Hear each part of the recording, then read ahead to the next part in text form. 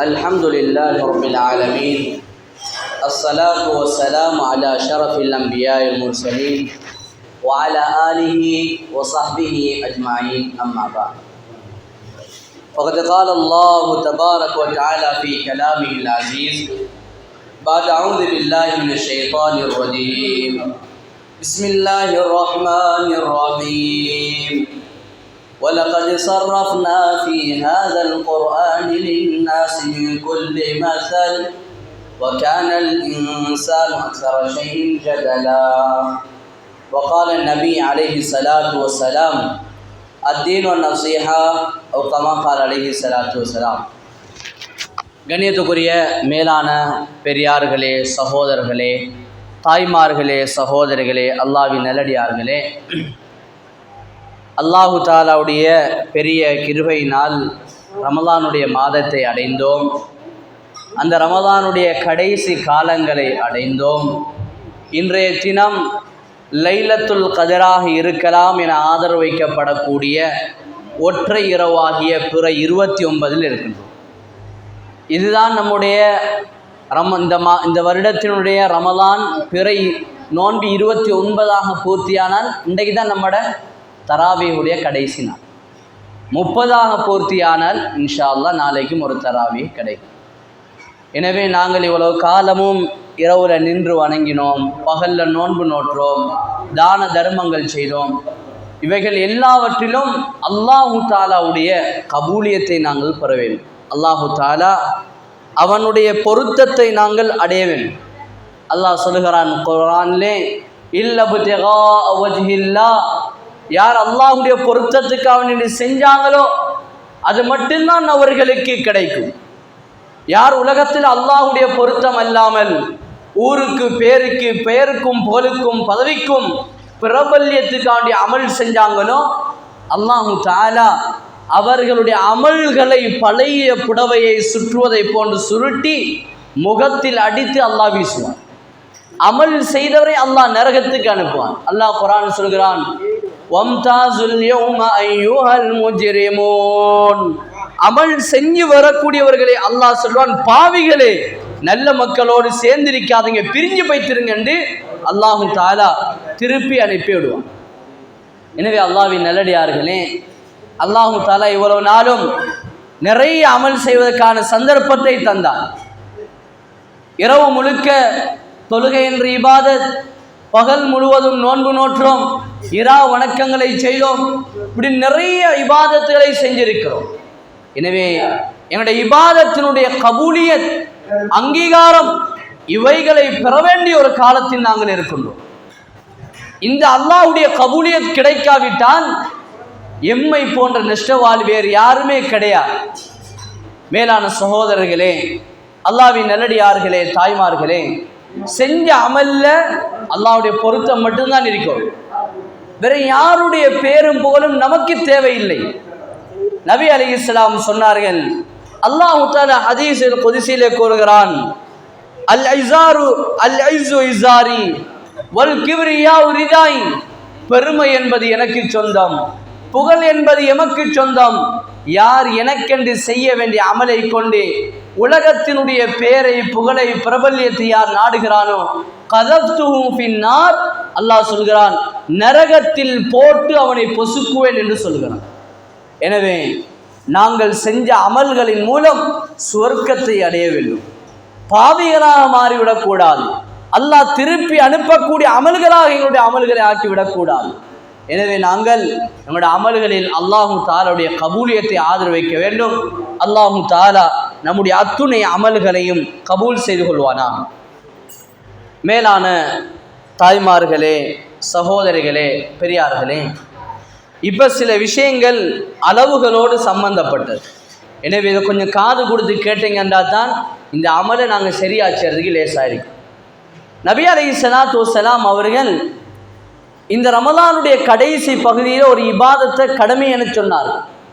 அது அப்துல்லாஹ் இப்னு உமர் ரலியல்லாஹு அன்ஹு சொல்றாங்க, ஃபர்லஹா ரசூலுல்லாஹி ஸல்லல்லாஹு அலைஹி வஸல்லம், நபி அலைஹிஸ்ஸலாம் ஜகாத்துல் ஃபித்ர் என்று சொல்லக்கூடிய ஒரு இபாதத்தை கடமையாக சொன்னார்கள். ஜகாத்துல் ஃபித்ர் ஏன் கொடுக்கப்படுகிறது என்றால், நாங்கள் எல்லோரும் மனிதர்கள், நோன்பு நோற்றிருப்போம், ஆனால் எங்களை அறியாமல் தவறாக ஏதாவது பேசியிருப்போம், ஏதாவது எங்களை அறியாமல் தொழுகையில் தக்பீர் கட்டி தொழுதிருப்போம், நம்முடைய சிந்தனை எங்கேயோ இருந்திருக்கும். நம்மளை அறியாமலேயே அல்லாஹ்வுக்கு விருப்பமில்லாத சில செயல்பாடுகளை செஞ்சிருப்போம். இதனால் நம்முடைய நோன்பில், நம்முடைய இரவு வணக்கத்தில் குறைபாடு உண்டாகிருக்கும்.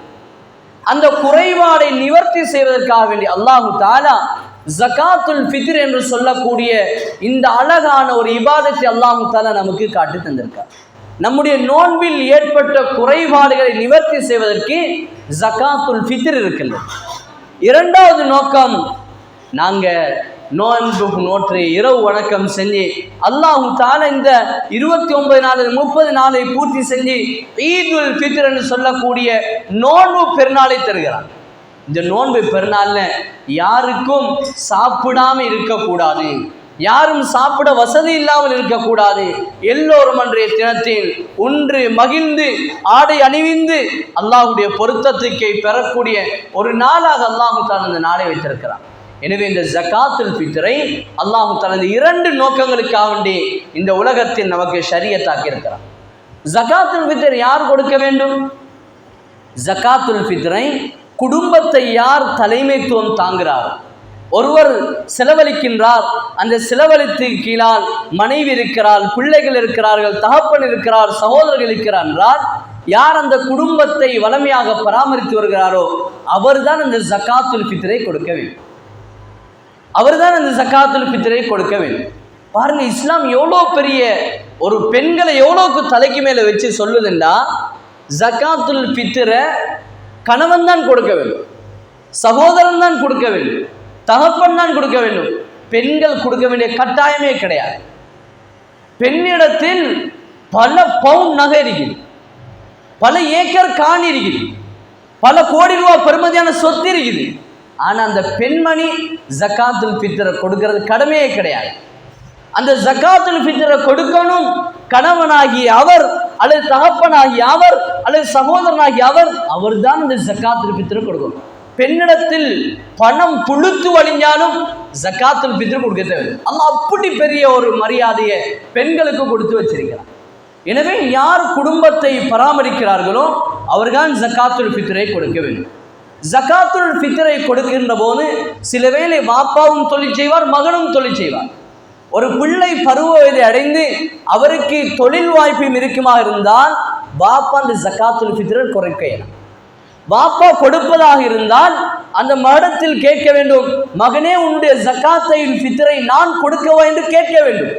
அந்த மகன் அனுமதித்தால் தான் செய்யலாம், இல்லாவிட்டால் அந்த மகன் அவருடைய சம்பாத்தியத்திலிருந்து ஜகாத்துல் ஃபித்ரை நிறைவேற்றுவதுதான் கடமை. அதே நேரம் பாருங்க, வயசில் மூத்தவங்க இருக்கிறீங்க, உங்களுக்கு ஜகாத்துல் ஃபித்ரை பற்றி இதெல்லாம் பற்றி ஒரு அமல் உள்ளத்தில் அதை பற்றி மார்க்க பற்று இருக்குது. ஆனால் வளர்ந்து வரக்கூடிய சமூகத்தில் அது இல்லை. எனவே நாங்கள் எங்களுடைய பிள்ளைகளுக்கு திருமணம் முடித்து கொடுத்திருந்தால், ஆண் பிள்ளையா இருந்தாலும் சரி, பெண் பிள்ளையா இருந்தாலும் சரி, அவர்களுக்கு இந்த காலத்தில் ஜகாத்துல் ஃபித்ரை பற்றி தெரியாது. சமீப காலத்தில் திருமணம் முடித்தவங்களுக்கு ஜகாத்துல் ஃபித்ருடைய அந்த அமலை பற்றி கொஞ்சம் கரிசனை இல்லாமல் இருக்கிறார்கள். நாங்கள் சொல்லணும், மகன் உங்களோட ஜகாத்துல் ஃபித்ரை நீங்கள் கொடுங்க, உங்களோட மகளுக்காண்டி கொடுங்க, உங்களோட மனைவிக்காண்டி கொடுங்கன்னு சொல்லுவோம். பெண் பிள்ளையாக இருந்தால் அந்த பெண் பிள்ளை இடத்தில் சொல்ல வேண்டும், மகள் உங்களுடைய மச்சான்கிட்ட சொல்லி கணவரிடத்தில் சொல்லி உங்களுடைய ஜகாத்துல் ஃபித்ரை கொடுக்க சொல்லுங்கன்னு நாங்கள் சொல்லுவோம். மேலான சகோதரர்களே, ஜகாத்துல் ஃபித்ரை எல்லாரும் கொடுக்கும், அதில் யாருமே விதிவிலக்காக மாட்டார்கள்.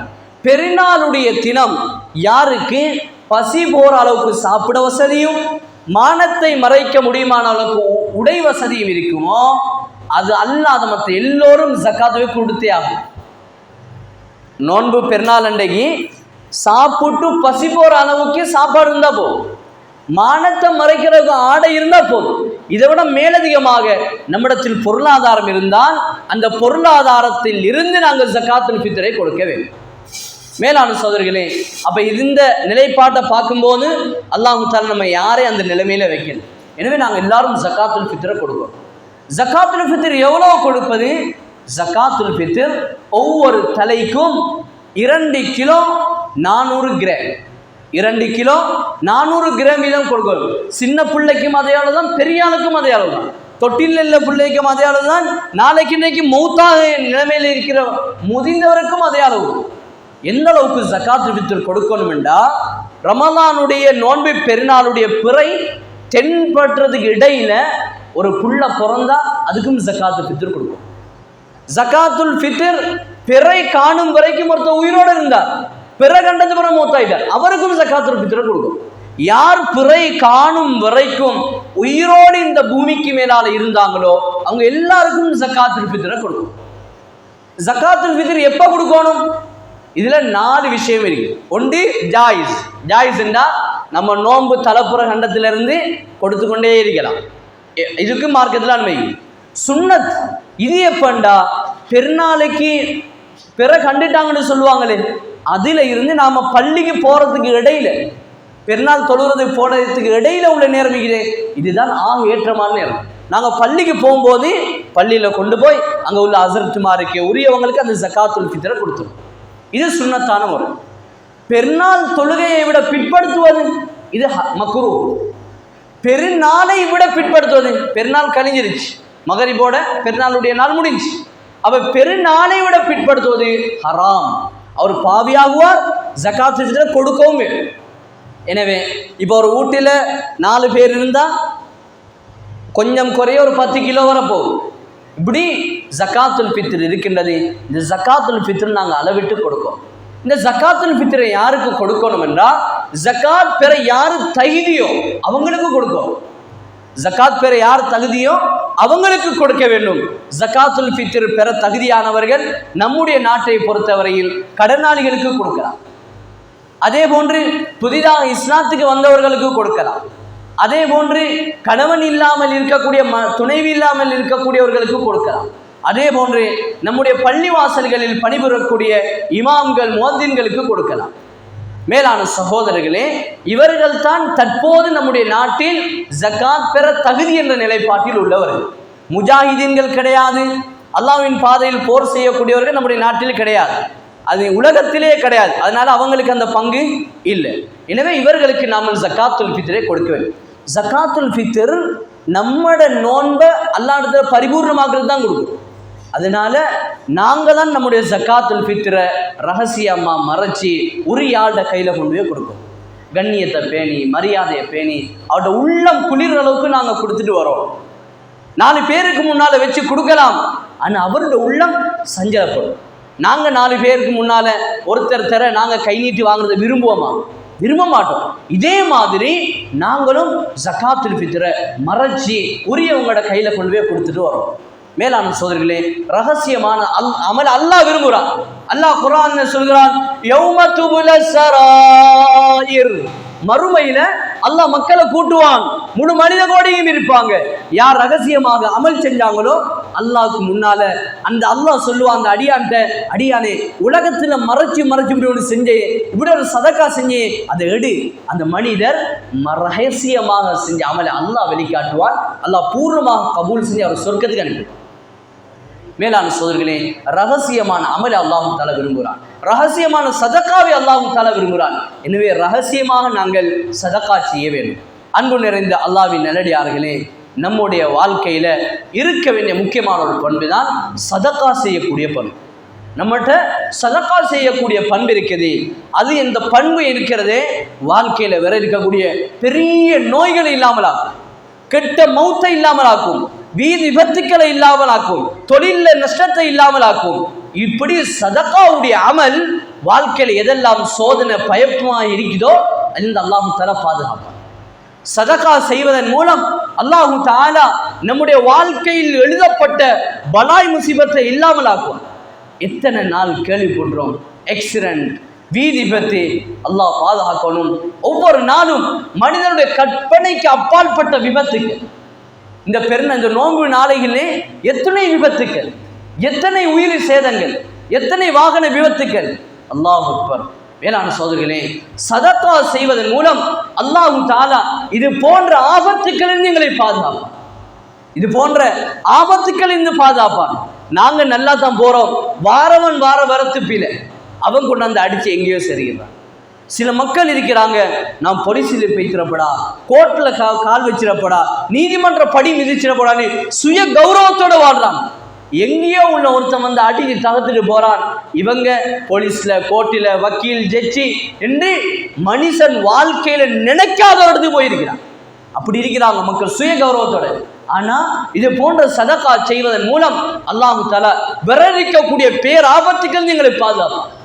மனுஷன்டைக்கு எத்தனை லட்சம் செலவழிச்சு நரம்புல பிளாக், ஹார்ட்ல பிளாக், கிட்னி ஃபெயிலியர் எவ்வளோ செலவழிச்சு கொண்டிருக்கிறான். ஹாஸ்பிட்டலில் போய் பார்த்தா, அன்றைக்கு கேன்சர் ஹாஸ்பிட்டலுக்கு போய் பார்த்தேன். அங்கே ஒரு ஊசை அடிக்கிறான். அந்த ஊசை அடிக்க உடனே அந்த நோயாளி அப்படி சுருள்றான், துடிக்கார். அப்படி பார்க்கும்போதே கண் கலங்கிச்சு, பார்க்கும்போதே கண் கலங்கிச்சு. பிள்ளைகள் பார்த்துட்டு இருக்கிறாங்க, பாப்பாவுக்கு டாக்டர் ஊசை அடிக்கிறார், அவர் அப்படியே சுருண்டு மடிகிறார். வயிற்ற வளைச்சி வளைச்சி ஊசு அடிபடுது. ஒரே நேரத்தில் 18 ஊசு. ஒரு ஊசு அடிக்கும் போது அவர் சுருண்டு, அவர் பாப்பு நெளிகிறாமாய் நெளிகிறார். 18 ஊசு அடிச்சா எப்படி இருப்பாங்க? அந்த இடத்துல இருந்து அவருடைய மகள் மயங்கி கீழே விழுந்துடுறார். டாக்டர் சொல்றா, பெண்களை கூட்டிட்டு போங்க. அப்படி மனித நோயால கஷ்டப்படுறாங்க. யாரும் சதக்கா செய்வாங்களோ அல்லாஹ் தஆலா வரக்கூடிய பேராபத்துக்கள் நோயிலிருந்து அல்லாஹ் பாதுகாப்பான். எனவே சதக்கா செய்யக்கூடிய பழக்கம் இருக்கும். அது ஆயிஷா ரலியல்லாஹு தஆலா சொல்றாங்க. அது ஆயிஷா ரலியல்லாஹு தஆலா அவங்க வாழ்க்கையில அவங்க மிக கண்ணியமாக வாழ்ந்து மூத்தாங்க. அவங்கள நோய்வாய்ப்பட்டு கஷ்டப்பட்டு மூத்தாகல. அதுக்கு ஒரு காரணம் சொல்றாங்க. அது ஆயிஷா ரலியல்லாஹு கை நீளம், சதக்கா செய்யக்கூடிய ஆள். அது ஆயிஷா ரலியல்லாஹு எந்த அளவுக்கு சதக்கா செய்வாங்கண்டா, ஊட்ட சாப்பிட்றதுக்கு ஒன்றும் இல்லை, குடிக்க ஒன்றும் இல்லை, கஷ்டப்பட்டு அவங்க கைத்தொழில் செஞ்சாங்க. பஞ்சு கோர்த்து தலகாணி செய்கிறதுக்கு பஞ்சு சேகரித்து பல தலகாணிக்காண்டி உற்பத்தி செஞ்சு ஒரு தலகாணியை செஞ்சு விற்றா அதில் சில காசுகள் கிடைக்கும்.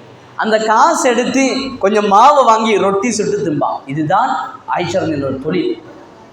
ஆயிஷா ரலியல்லாஹு அன்ஹா நீண்ட நாள் தொழிலும் நடக்கலை, தொழிலுக்குரிய பஞ்சும் கிடைக்கல, கஷ்டப்பட்டு தொழில் செஞ்சான். இந்த நேரத்தில் அது ஆயிஷா ரலியல்லாஹு ஒரு மிச்ச நாளைக்கு போகிறோம் ஒரு தொழில் ஒன்று நடந்து சில திர்ஹங்கள் கிடைக்குது. அதை கொண்டு வந்து என்ன செய்கிறாங்கன்னா வீட்டில் வைக்கிறாங்க. அதை எடுத்துகிட்டு போய் மாவு வாங்குறது, சாப்பிட்டு பல நாள், குடிச்சு பல நாள், வீட்டில் அடுப்பு பற்ற வச்சு பல நாள். ஒரு யாசகர் வருகிறார், ஒரு தேவையுள்ள மனிதர் வருகிறார், வந்து கதவை தட்டுகிறார். கதவை தட்டி கேட்கிறார், ஏம்மா ஏதாவது கிடைக்குமான்னு. அது ஆயிஷா ரலியல்லாஹு தஆலா அவங்க மனசுக்கு பாரமாகத்தான் இருந்திருக்கும்.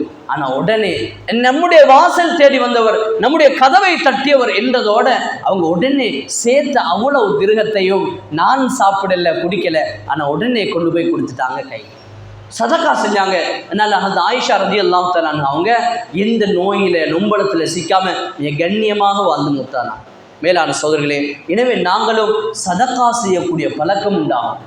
சதக்காவுடைய பழக்கம் இருக்கணும். பெரிய கோடீஸ்வரனாக இருந்து சதக்கா கொடுக்கணும், லட்சக்கணக்கில் அள்ளி கொண்டு போய் கொடுக்கணும், இதெல்லாம் தேவையில்லை. அல்லாஹ் விரும்புகிறான், சின்னதை செஞ்சாலும் உள்ள தூய்மையோட எனக்காக நீ கொடுத்தா நான் உனக்கு தாரேன்.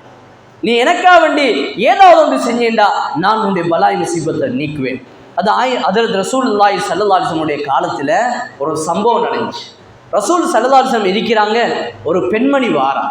அந்த பெண்மணி அவரோட முந்தானையில் சில ஒரு கை புடியில் கொஞ்சத்தை மறைச்சு அப்படியே கொண்டு வார். நபி அலைஹிஸ்ஸலாம் சஹாபாக்களோடு பேசி கொண்டிருக்கிறான்.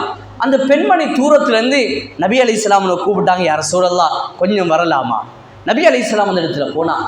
அது ரசூலுல்லாஹி ஸல்லல்லாஹு அலைஹி வஸல்லம் போன நேரம் அந்த பெண்மணி தன்ட முந்தானையில் மறைச்சி வச்சிருந்த அந்த பொருள் எடுக்கிறார். எடுத்து பார்த்தா அந்த வீட்டில் அவருடைய வீட்டில் காய்ச்ச திராட்சை பழம். நபி அவங்கள்ட்ட கொடுத்தாங்க, யார் ரசூலல்லாஹ் என்னால் முடிஞ்ச உதவி இதுதான், நீங்கள் இதில் சாப்பிடுங்க யார் ரசூலல்லாஹ் என்று சொல்கிறாங்க. நபி அலைஹிஸ்ஸலாம் சந்தோஷமாக அதை எடுத்தாங்க. எடுத்துகிட்டு போய் சஹாபாக்கள் பார்த்துருக்க. நபி அலைஹிஸ்ஸலாம் முழு திராட்சை பழத்தையும் தின்னு முடிச்சுட்டான். கொண்டு போனது ஒரு புடி திராட்சை பழம், அவ்வளோத்தையும் தின்னு முடிச்சுட்டான். சஹாபாக்களுக்கு ஆச்சரியம். நபி அலைஹிஸ்ஸலாம் எப்பயும் அவங்க தின்னு முடிச்சுட்டு மத்தாக்களை பார்க்க மாட்டாங்க. அவங்க எல்லாருக்கும் பங்கு வச்சுட்டு தான் அவங்க இறுதியாக சாப்பிடுவாங்க. அப்படியான பழக்கம் கொண்டு ஸல்லல்லாஹு அலைஹி வஸல்லம் அவங்க அன்றைய தினம் ஒரு துண்டு திராட்சை பழத்தை கூட ஒரு சஹாபிக்கு கொடுக்கல, முழுமையாக தின்னு முடிச்சுட்டான். அந்த பெண்மணி போயிட்டான். சஹாபி கேட்கிறார், யார சூழல்லா, எப்பையும் எது வந்தாலும் எங்களுக்கு பங்கிட்டு தந்து நாங்க வாயில வச்சது பின்னால நீங்க சாப்பிடுங்க யார சொல்லா. இன்னைக்கு ஒரு துண்டு திராட்சை பழம் தராம தின்னுட்டீங்களே யார சொல்லலா, ஏன் யார சொல்லலான்னு கேட்டான். நபி அலைஹிஸ்ஸலாம் சொன்னாங்க, அந்த பெண்மணி எனக்காக வேண்டி முந்தானையில வச்சு மறைச்சி ரகசியமாக திராட்சை பழத்தை கொண்டு வந்து தந்தான். அந்த திராட்சை பழத்தை திண்டு பார்த்தேன். அந்த திராட்சை பழம் கொஞ்சம் புளிப்பாக இருந்துச்சு. அதே திராட்சை பழத்தை உங்கள்கிட்ட தந்தா நீங்க சாப்பிட்டு என்னது புளிக்குதுன்னு சொல்லியிருப்பீங்க. ஆனால் அந்த பெண்ணுடைய உள்ளம் பாதிக்கப்பட்டிருக்கும். அதனால நானே முழுமையாக சாப்பிட்டு முடிச்சிட்டேன். நீங்க அதனை சாப்பிட அதை பற்றி குறை சொல்ல அந்த பெண்மணிய உள்ளம் பாதிக்கப்படும் அல்லவா என்று சொன்னார்கள்.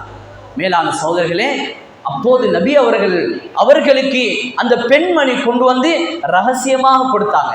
முந்தானையில் வச்சு மறைச்சி கொண்டு வந்து கொடுத்து சந்தோஷமா கொடுத்தாங்க. பெருசா கொண்டு வந்து கொடுக்கல. பெரும் பெரும் சஹாபாக்கள் கோடீஸ்வரன் இருந்தாங்க. ஆனாலும் அல்லாஹ் இந்த தாயை பற்றி குர்ஆன்ல சொல்றான். ரகசியமாக செஞ்ச சதகாவை அல்லாஹ் குர்ஆன்ல சொல்றான்.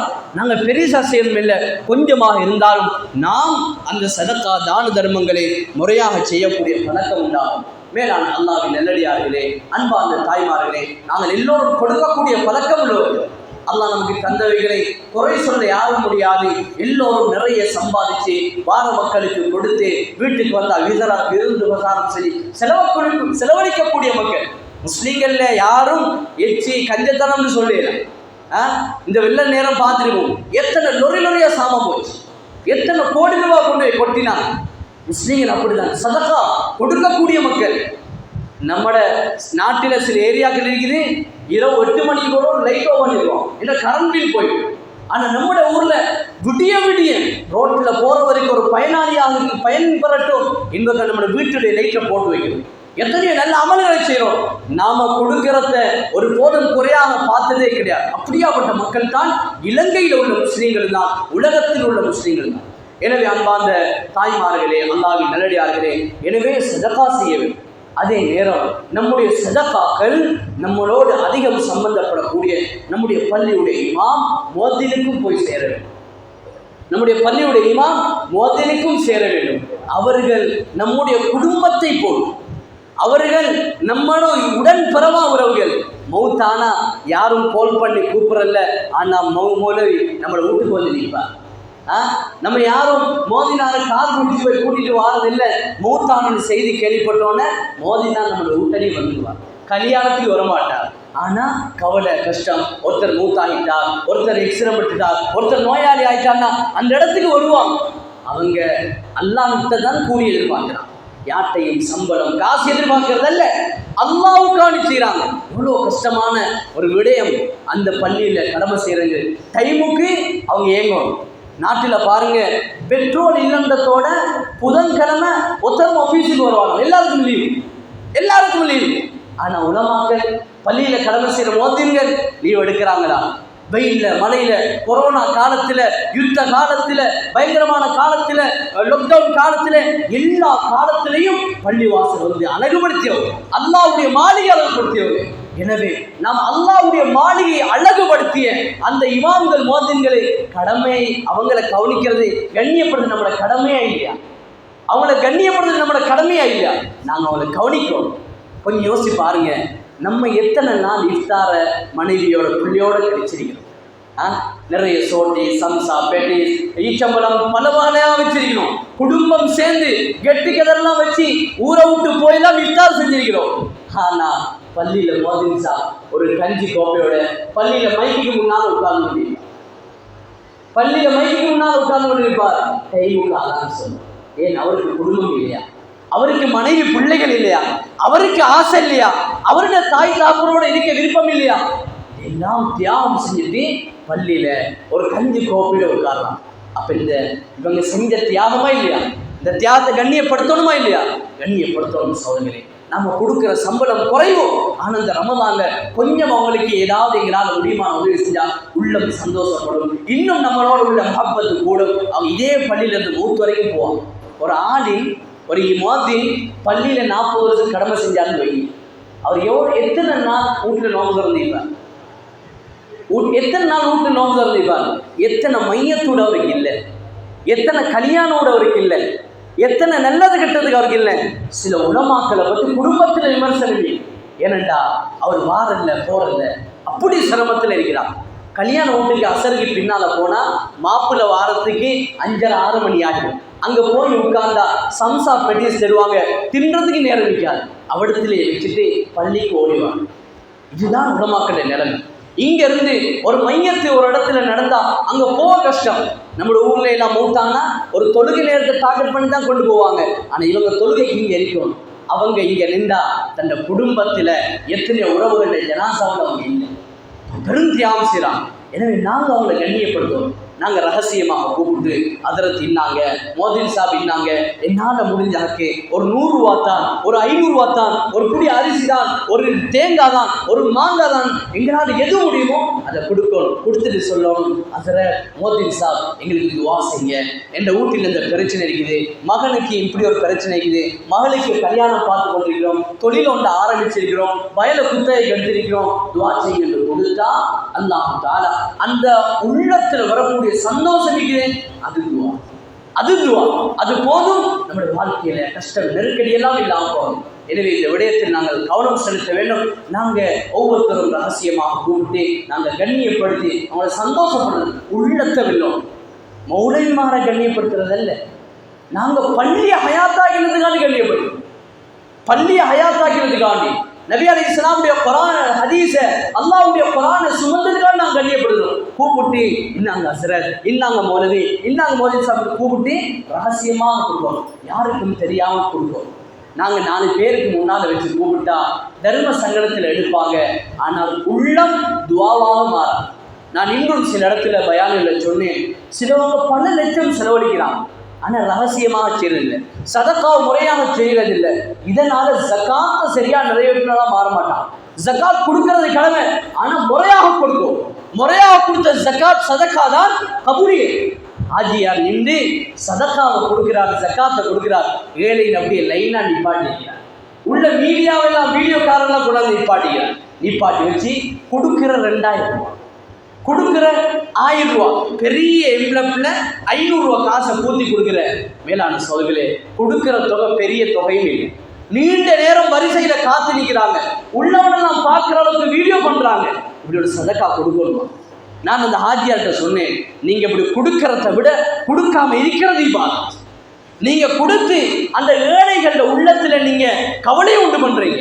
அந்த தாய் கஷ்டத்தில் வந்தா, அந்த தாய்க்கும் பிள்ளைகள் இருக்கும், வெளிநாட்டில் இருப்பாங்க, வெளியூரில் இருப்பாங்க. இந்த ஃபோட்டோ அங்கே இங்கே சுற்றும் போது அந்த வாலிபண்ட உள்ளம் எவ்வளோ பாடுபடும். அந்த வாலிபண்ட போய் இன்னும் ஒருத்தர் கேட்க மாட்டாரா, உன்ட உம்மா போய் இங்கே இன்னார்கிட்ட சல்லி வாங்கினா, உன்ட உம்மாக்கு இன்னார் காசு கொடுத்து அப்படி கேட்பாங்களா இல்லையா? அந்த வாலிபனுக்கு உள்ளம் பாதிக்குமா இல்லையா? அதே நேரம் அந்த தாயினுடைய அந்த தகப்பனுடைய அவர்களுக்கு ஒரு பெண் பிள்ளை இருந்தால் அந்த பெண் பிள்ளைக்கு திருமணம் பேசுகின்ற போது அந்த பெண்ணுடைய வாழ்க்கையை பாதிக்குமா இல்லையா? இதெல்லாம் கருத்தில் கொள்ளணும். எனவே நாம் செய்யக்கூடிய சதக்காவை ரகசியமாக போய் செய்வோம். பள்ளிவாசலாலையும் பல முயற்சிகள் எடுப்பாங்க, நாங்களும் அதுக்கு ஒத்துழைக்க வேண்டும். நம்முடைய ஊரில் உள்ள கடைகள், பஜார்கள், ஒவ்வொரு இடமும் போய் அந்த இடத்துல உள்ளவங்கள்ட்ட சந்தித்து பேசி ஜகாத்தை சதக்காவை திரட்டி நாங்கள் கொடுப்போம். மேலான சோதரிகளே, மக்கள் கொடுப்பதற்கு ரெடியாக இருக்கிறாங்க. பள்ளிவாசல் மாஷா அல்லாஹ்னு சொல்லி எல்லா இடமும் அவங்களால முடிந்த முயற்சியில் செஞ்சு கொண்டே இருக்கிறாங்க. அவங்களோட தொழிலோட குடும்பத்தோட. யாரும் நிர்வாகத்துக்கு சம்பளம் கொடுக்கறது, நிர்வாகிகள் யாருக்கு சம்பளம் கொடுக்காங்களா? சம்பளம் கொடுக்குறது அவங்களும் அல்லாஹ்வுக்காண்டி செய்யலாம், அவங்களும் அல்லாஹ்வுக்காண்டி செய்யலாம். யாரும் நிர்வாகி ஒரு ஆளுக்கு 10,000 ரூபாய் சம்பளம் கொடுக்கறது இல்லை. நிர்வாகிகளுக்கு அவங்களும் அல்லாஹ்வுக்காண்டி செஞ்சு 1% கூலி இல்லாமல் நிர்வாகிகள் அவங்களோட பணியை செஞ்சு கொண்டிருக்கிறாங்க. எனவே அவங்களோட பணியை பாராட்டத்தக்கது. எனவே இந்த ரமலானுடைய மாதம் பொறுப்புதாரிகளும் இதனை கருத்தில் எடுத்து நாங்கள் ஒவ்வொருத்தராக போய் எங்களால் முடிஞ்ச முயற்சியில் செய்யும். நாங்கள் போய் சந்தித்து எங்களோட பள்ளிக்கு ஒரு நிதியோடு சேர்க்குறோம், எங்களோட இமாம் மோதினை கண்ணியப்படுத்தணும், உங்களால் முடிஞ்ச ஹக்கை தாங்கண்டா அப்படி ஏற்பாடு செய்வோம். இன்றைக்கு நான் ஒரு பள்ளியில் ஒரு ஏற்பாடு ஒரு நிர்வாகத்தை கூப்பிட்டு பேசினேன். இன்றைக்கு காலையில் 11 மணியில் ஆரம்பிச்சு நாங்கள் பகல் 3 மணி வரைக்கும் அசர் வரைக்கும் ஒரு முயற்சி செஞ்சதில் 1,80,000 ரூபா எங்களுக்கு கலெக்ஷன் கிடைச்சிச்சு. 1,80,000 ரூபா ஒரு சின்ன முயற்சி. 4 பேர் சேர்ந்தோம், ஃபைலோட நாங்கள் போனோம், பில் புத்தகத்தோட போனோம், பேசினோம், கதைச்சோம். அந்த பள்ளிக்குரிய ஜகாத் அந்த சதக்காவை சேர்த்து நாங்கள் கொடுத்திருக்கிறோம். எங்களுக்கு ஒரு சதம் அதில் இல்லை. நாங்கள் அல்லாஹ்வுக்காண்டி போனோம். அந்த பள்ளியோட இமாமுக்குரிய ஏற்பாடு, மோதலுக்குரிய ஏற்பாடாக நாங்கள் அங்கே செஞ்சோம். இதை கேள்விப்பட்டதோட இப்படி ஒரு முயற்சி செய்கிறான்னு சொல்லத்தோட அங்கே உள்ள மோதின் சாப் அனுப்புகிறார். நான் என் பிள்ளைக்கு கல்யாண ஏற்பாடு செய்யணும், என்ன செய்யறது குழப்பத்தில் இருந்தேன். அல்லாஹ் உதவி, மாஷா அல்லாஹ் நீங்கள் உதவி செஞ்சீங்க, அல்லாஹ் உங்களுக்கு நீண்ட ஆயுளை தொடர்ந்து துவா செய்கிறோம். அந்த துவாக்களை நாங்கள் துன்யாவுடைய ஆக்கிராவுடைய பெரிதாக மதிக்கிறோம். அவருடைய கண்ணில் இருந்து கண்ணீர் வந்துச்சு. முதல்ல காசு கொடுக்கல, ஆனால் நாங்கள் ஒரு சின்ன முயற்சி செஞ்சோம் என்றதை கேள்விப்பட்டதோட அவருக்கு சரியான சந்தோஷம். எனவே இதை கருத்தில் கொண்டு நாங்கள் நிர்வாகிகள் செய்யக்கூடிய முயற்சியில் நாங்களும் பங்குதாரியாளாக இருந்து பெண்களுடைய பகுதியில் ஒரு சிறிய முயற்சி எடுத்து, பெண்கள் தான் கொடுக்கக்கூடியதில் மிக முக்கியமானது. ஆண்களை விட பெண்களோட கை பலமானது, கொடுக்கக்கூடிய கரம். எனவே எங்களால் முடியுமான தான தர்மங்களை செய்து அல்லாஹ் தஆலாவுடைய அன்பையும் அருளையும் நெருக்கத்தை மனைவிக்கு எல்லாம் அல்லாஹ் என் மனைவிற்கு நல்ல புரிவானாக.